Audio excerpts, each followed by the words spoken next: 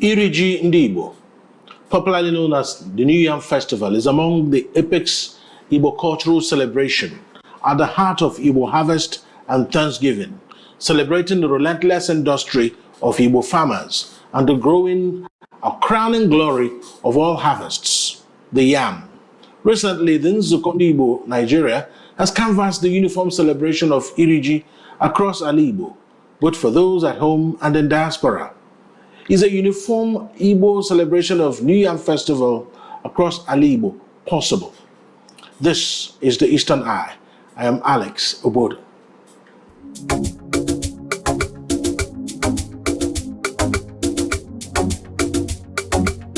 Welcome to the Eastern Eye, a program that x-rays the political, social, and economic developments around us. Joining me tonight is Professor Ozo Godi Oloka.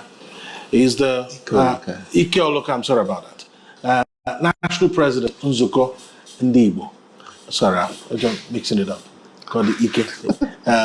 Ozo Ike Oloka, you're welcome to the Eastern Eye. Thank you. I guess there was too much yam to eat yesterday, so I misplaced the name. Yes. All right, so talk to us about how important the New Yam celebration is. And for especially Nzuko Ndị Ọzọ, that they took it upon themselves to organize one. Let's start there before we cascade to other issues. Okay. Thank you so much. Yam, as we all know, in Igbo land is the king of all crops. It is seen as a gift to the Igbo man. Our ancestors see it as such. If you see, before many years ago, the time between planting and harvest has been a terrible time for most people. That is why it was very difficult in those days to raise children, because there was no food except yam and cocoyam. Other ones are regarded as vegetables, which are not common within our enclave. And so the ancestors see it as a gift. When you put on a seedling or a yam set or a mini set, and then that mini set dies and produces something new, which is yam, people see it in a different way. And that is why we say there is hope. A man planted a crop, that crop gives another hope.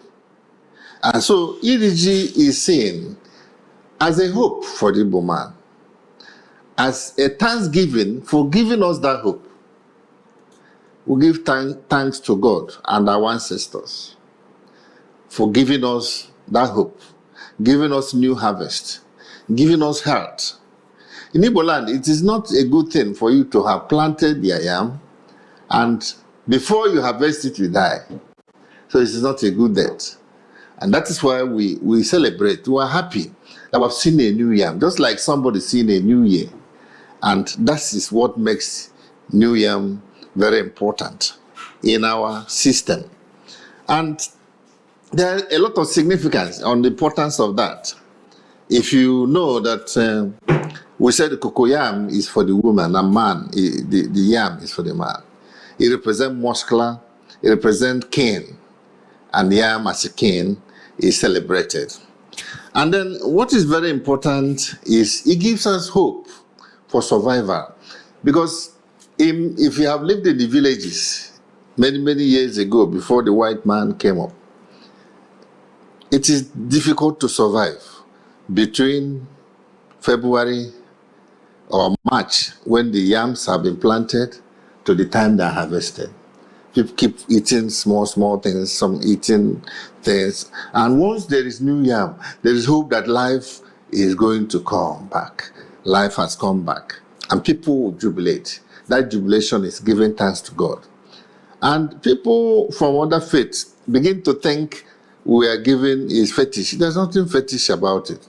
If you see in America, November 4th, they normally have what they call the Thanksgiving Day, to thank God for the harvest, and as well thank God for giving them life up to that, and also the victories they have over the war. In Canada, around October time, they also do Thanksgiving. In the Christendom, they do Thanksgiving with whatever you have. So Thanksgiving has been there before even the church, before Europeans came into the system. And Thanksgiving gives us a sort of communal life. You don't celebrate anything good alone. You bring people with you. And that is why everybody join hands to do that. It is trying to reconnect us to our ancestors, to God, and to whoever makes things possible within the system. And I say it is a time for education, like what we are doing here right now. It is a time for tourism, when you see masquerade, when you see dances, and everybody looks fine and happy. It is also reminding us that the base of every civilization has been agriculture. And if you don't go into productive agriculture, it may not necessarily be yam this time, but productive agriculture gives us hope. You plant something, you get something. It means life is continual. It doesn't end with you. Because if it ends with you, it doesn't make any sense. Of course, you know that yam has a lot of things in terms of economic importance. It has some medicinal values, and have different types of yam. And this yam in our own, I may tell you that I have designed a machine. I'm a professor of agricultural engineering. I've designed a machine that could plant yam. It will make the ridge, cultivate the ground, make the ridge, and drop the seeds and cover it. It is a 2-row yam planter. Because some of our research in yam was because of the importance of yam. You cannot wait for Europeans to come down here to teach us how to do it. We had to do a design, and we have done that design, completed it, and have really sent it for international publications. And this has come out. So what we're trying to say is that yam is part of us. It is our life. It's our connection to our God. It is everything an Igbo man has to. There are certain taboos that are involved with yam, especially within this period. For any other titled man, or for an Igwe, or those who are stakeholders in the culture and traditions of the people, it doesn't look well for you to eat the new yam in your house without doing small celebration in your house. And in that way, you bring in a live animal, call it a cow, call it a cow, call it whatever. And then you gather friends. It makes some sense. But when we're talking about making it a national event, it was 3 years ago we called for this. One of the objectives of setting the Ọzọ institution, the Nzuko Ndị Ọzọ Nigeria, 14 years ago, is to know if we can galvanize Ndị Igbo to a point they will begin to see unity in diversity. They will begin to see something they are doing differently and individually, collectively. You see, everybody, every Ize is trying to celebrate Iri Ji. Every community is trying to celebrate Iri Ji. Do you know the economic waste in everybody doing the same thing, all in different ways? I attended one man who called me as Ọzọ Ndị Igbo and said I should be present in his New Yam celebration. I saw the level of money spent, millions were thrown in. Others are planning like that. Supposing one day, the way they do it in the United States, we do a general Thanksgiving. Everybody will be involved.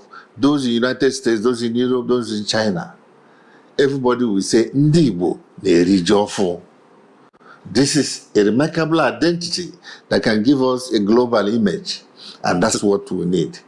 And that day, just like Christmas, you are in your house, you are doing it. I'm in my house, I'm doing it. The other man is in his house doing it. So nobody is wasting too much. Rather, they can collectively bring it so that everybody will be happy over it. Life is about joy, giving joy to yourself and giving joy to others.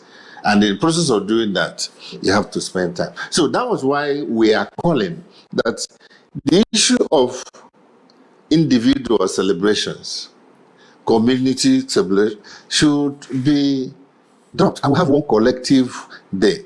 If you see the Chinese, they celebrate their New Year. Every Chinese man, no matter wherever he is in the world, must travel home. We're looking forward to a day. Again, the Christendom. Christmas is celebrated once in a year. And everywhere, no matter whether you are from the moon or the sun, you celebrate Christmas at the same time. I talked about the Thanksgiving in US and the Canada and other parts of the land. Now, if we decide to do it the same day, the Igbos everywhere, the world will be shaking. They will begin to say, who are these people? What makes them think? What is about Yam? And some of the stories, some of them negative about Yam, will begin to disappear. They will begin to glorify our ancestors for knowing so much about Yam and placing much emphasis. Of course, you know that Nigeria is the global leader in Yam production. How can we use this festival to showcase that kind of thing and bring Yam to whatever it is? All right. So, I mean, very important point you've made. I just also want to prompt you on the fact that Yam is also a status symbol in Igbo land. Back then, you are equated in terms of your wealth based on the size of your band. So, what has changed now? Because really, does it still represent that? Because in a way, there are many families that can't afford Yam as much as they want it, isn't it? Yes, what you said is correct. My father, Ozo Idogu, Newidumoluka, Ezoba the first, Ezobaji the first of Eke, was the Ezoba. The community came together because he was the greatest farmer. And that made him that. In fact, when he came, it was trailers, trucks, they were carrying his Yam. And he used it to do the Ozo title for himself, for myself, and other too. But the issue is, that was when productive agriculture was in vain, and that was when everybody were in the farm. Today, many people are not back to the farm because of what we call the farm drudgery. And that was what made me to go into research and to design an automatic Yam planter, which is still there. So that those who could not use the hoe to make the ridges can have something to do, provided you have a tractor, which is a prime mover in agricultural production. So that is it. You're asking why is Yam not still equated to wealth? Yeah, it is. If you go to Onri, they have Oba. If you can have 10 what do you call it? Bands. 10 bands, an equivalent in money. Because not many people go to farm now. So when you have equivalent of what 10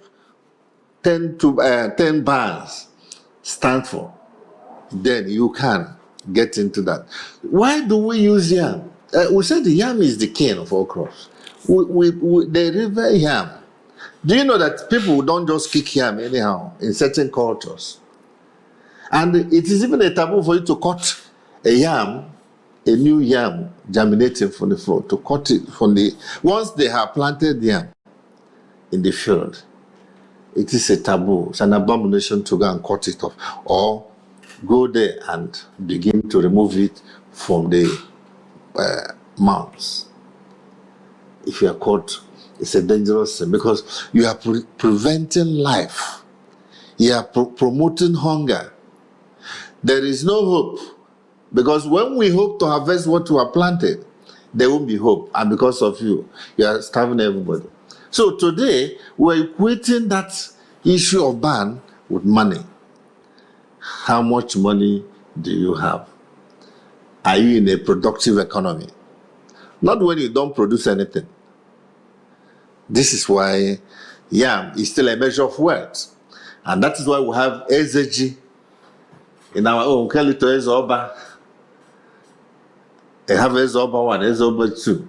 We have Dinta, greatest of the greatest among the people. That's when we celebrate skill, perseverance, and hard work.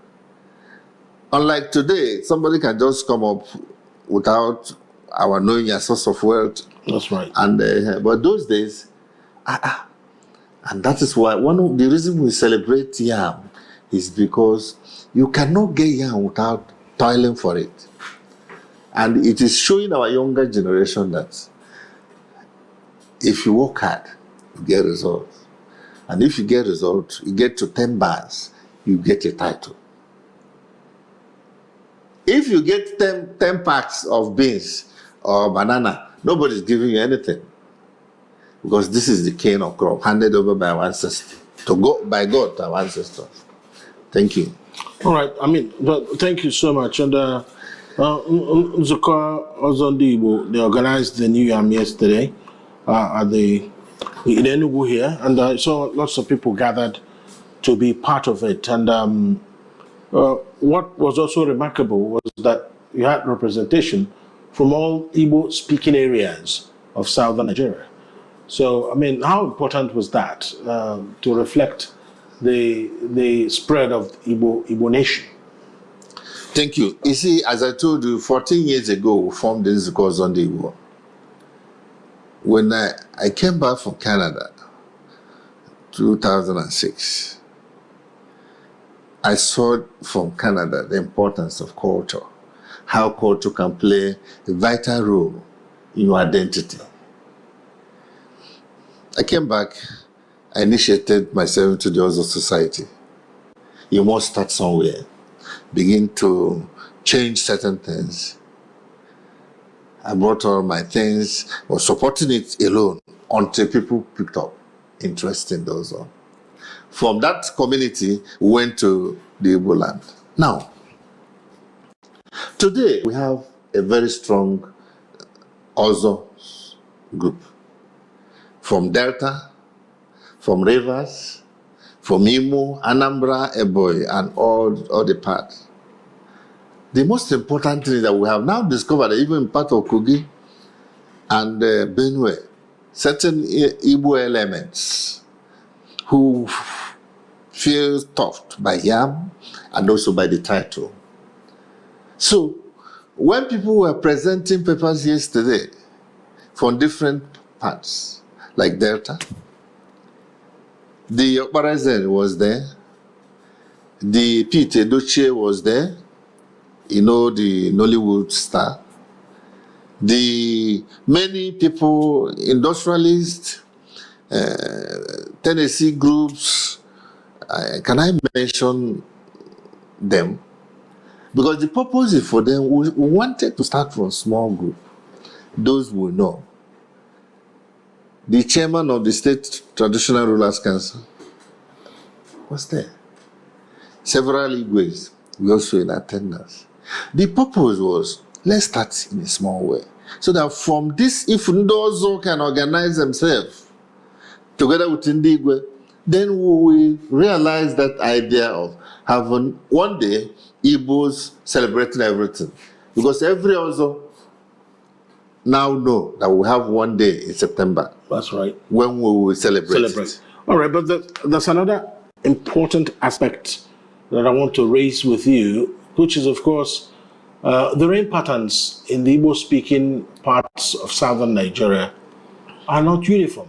So because if you want everyone to celebrate, say, choose 1 week in September, either first or second week or late August, you remember that not everyone sees the first rain in March, which is the truth. And I'll give you an instance, because you also in agriculture will understand it perfectly.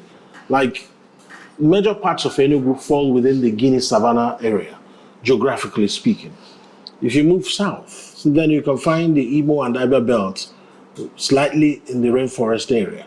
So you don't have uniform rain pattern in the whole of Igbo land, if you're talking the core Igbo land. But if you look at places like rivers, you have more rain there. So they could see the yam earlier. Those in Delta could see the yam earlier than those in the northern Igbo regions. So, I mean, if you look at it from the point of view of someone who understands agriculture, while we understand that, yes, it's good to have uniform celebration, but if I don't have yam harvested, why should I celebrate New Yam Festival? Okay, let me tell you. You see, the greatest undoing of the Igbo man is when you begin to individualize everything.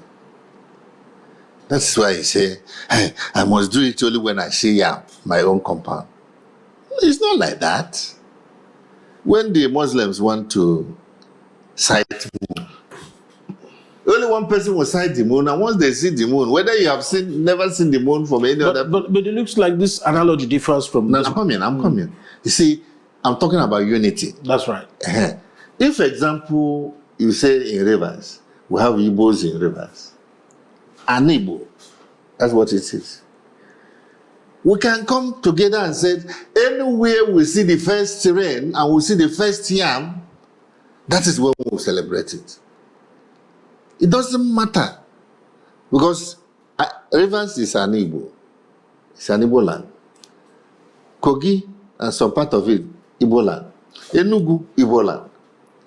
So must we wait until all the lands get it? No. We can say, since this is our compound, whether it happened down south or west or corner, this is our land. We can produce yam from an Igbo and make sure that any yam from an Igbo is eaten by an Igbo at that time. This could be one style. It's all about people coming together. The importance of doing that is better, more than when you individuals who like to come up and say, this is my own, I want to tell my this. No, this is, even till now as I'm talking to you, how many of you have said yam in many parts of Enugu? Because they don't see the rain. Let me tell you the process. By February, around the second week, rain. Astrologers will predict, they will celebrate the Igbo New Year. When that New Year comes up,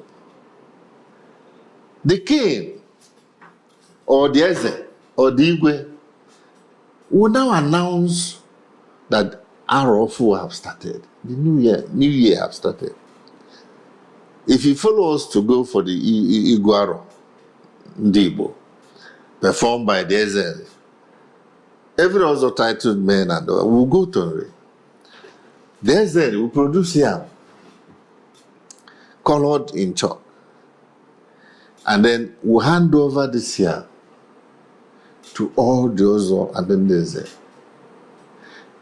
He's telling you, go home in 2 weeks, or in 1 week, or in 3 weeks, rain will fall, plant it. I have done it severally, and I produce yam. So if by February rain comes, end of February normally, the first rain comes, or first week of March, you plant.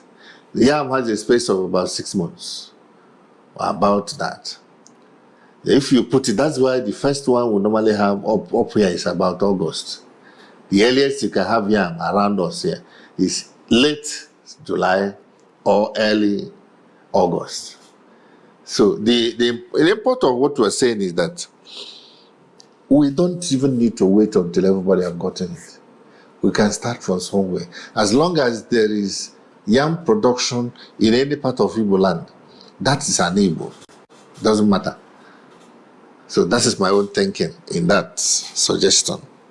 All right, we'll take a break here on the Eastern Eye. When we return, we'll talk to Ozo Ike Oloka on the role the Nzuko Ndị Ọzọ Nigeria is playing in galvanizing and protecting and preserving the Igbo culture. Stay with us.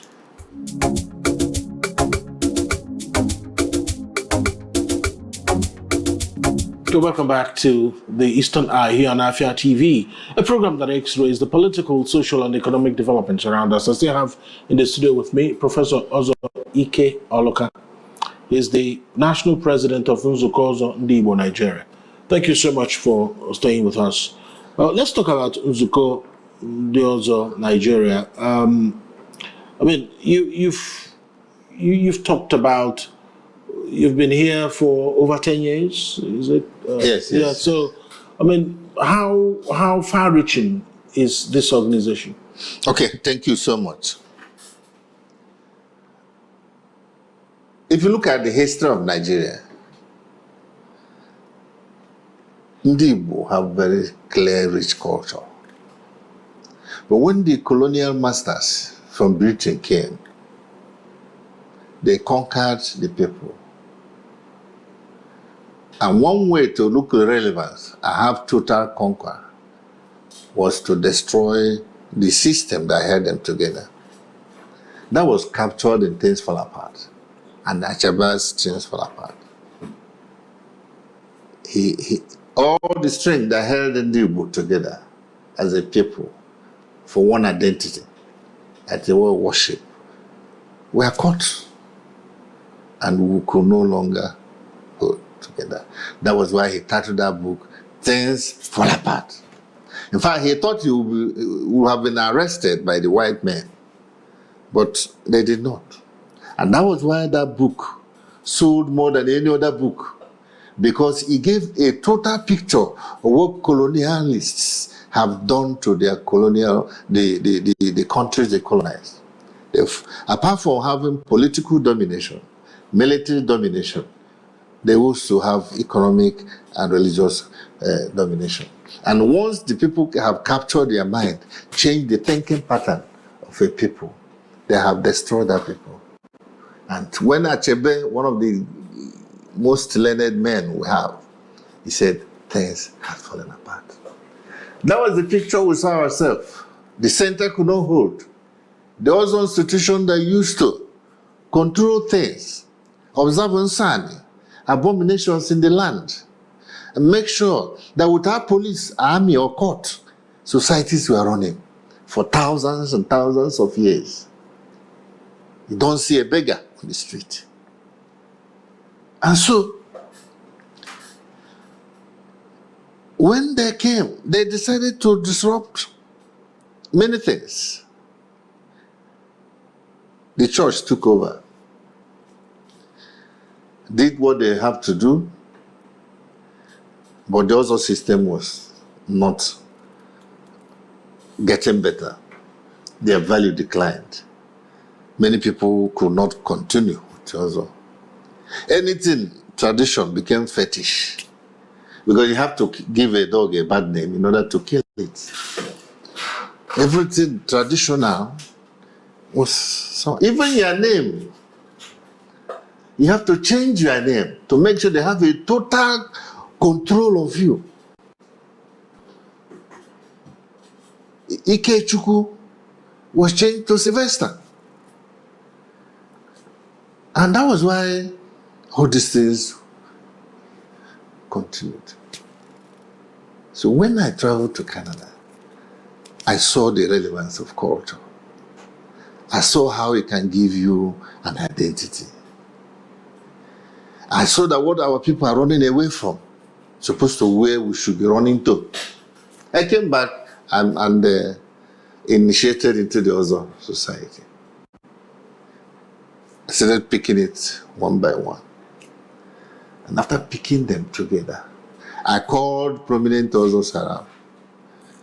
We held our first meeting and we started. Our first president was Professor Iri Ji, because we know that intellectuals will play more role than those who have come to eat and rise and drink. Every foundation that will be strong had to be laid with people who have something to do, offer, not something to beg for. So Professor Iri Ji led us. We are going from Delta to Imo to Nzuko and everywhere. But you know, the Agbaja people, Aboriginal nation have strong culture. And there is a link which we are trying to research strongly between them and Omunri. It looks like there are lots of Ozors in the Aboriginal nation. Yes. Also, Is it possible to have more Ozors there than every other part within? you can see that it is only in Aboriginal land that you have Odo's local government. It was so popular among them that they now want to use a culture to name a local government. You remember? So it's not a joke. If they say they have a very advanced culture more than any other. If you go to an exact man, you see what I'm talking about. They're full of good culture. Their past is still with them. The present is mixing with the past. And you can see how progressive many of them are. In the next 10, 20 years, when you are growing with a good identity. So when we now form the group, our aim is to bring the Ozo together. When we bring the Ozo together, we will bring the Igwe together. We will begin to fix back the Igbo, declining Igbo culture. We begin to see those things people don't like out of ignorance and tell them this is not how it is. So that is the purpose of the Nzuko Ndị Igbo, to bring together Ndị Igbo, to bring in Ozo, come back to all these things that identify whom we are. If you know your father, you'll be a great man. And it is about knowing our father, knowing our ancestors, knowing where we come from, knowing what made us tick. Why was it possible for us, despite all those dangerous animals in those, we were able to defeat them and stay where we are? There were many things that played roles in our survival as a people. And somebody wake up one day and throw it away and say, this one is fetish. No, that is not life. We want to bring things and educate people that this is not. You see, most of what the people are running away, they are coming back. Ozo is now peaking to the highest level. Men of timber and caliber putting the communities are lining up. Even Nduka are now celebrating Iri Ji. 50 years ago, nobody would think about Uka coming to. Do you understand? That's very correct, actually. So is this an indication that there's just something about the New Yam Festival that transcends religion and denomination? Of course, it's thanksgiving to God for productive life. It is a reconnection between you and the ancestors and God. But people will think that when you are pouring libations to God, they will think your own is small g. You see, this is white man mentality. They will write, but everybody is talking about one God. Whether you are praying from Hindu group, whether you are praying from Islamic group, whether from Christian, one supreme being. And that is what we are looking for. It gives us life. In fact, we call it Chukuneke, Chineke, the creator of heaven and earth, the creator of wealth, the creator of what we are. And these are the people we are getting back to. So the Iri Ji, if you want to bring it back, is part of what cuts across everybody. But the only thing is, Iri Ji is an Igbo culture. If you want to eat yam, the way we do it, we should do it full. When somebody who is not accustomed to it begin to do it, he will celebrate it in such a way that it will not make meaning. Do you know there's a connection? There are certain rituals you have to perform. And in everything anyway, there is a ritual. What is it? The deeper.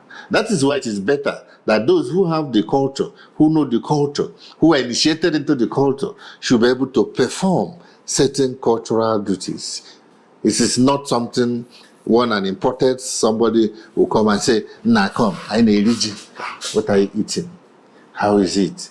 You can go and eat rice, which came from outside. So, I mean, we're just about to wrap up, and just one more question before we draw the curtain. So, yam, the apex crop in these parts, especially for Ndị Igbo. And I ask again, are you confident that Ndị Igbo can have a week-long celebration at the same period? Maybe it's September, maybe it's late August, maybe it's first week of September, maybe it's second week of September, maybe it's middle of September. Whichever period, do you think it is possible that Ndị Igbo can adopt that? Have you made moves to talk to other interest groups within Igbo Nation about this? Yeah, we have already formed a coalition of people thinking in that direction.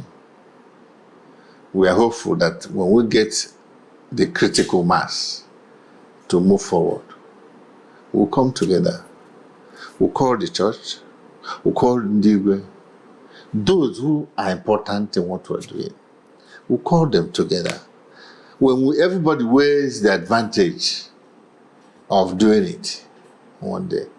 The issue of whether it's done in December or done in January or done, it's not the issue. The issue is that a people with one God, one destiny, one ancestor have come together to think in one way, to strengthen our unity and take a drive that will take us to the promised land of being a united, politically and religiously united people with interest in having a global vision, what we call global visibility, using our culture. Do you imagine the kind of tourism that will attract? That in Igbo, the Iri Ji. Those who return during Christmas may be returning during the Iri Ji.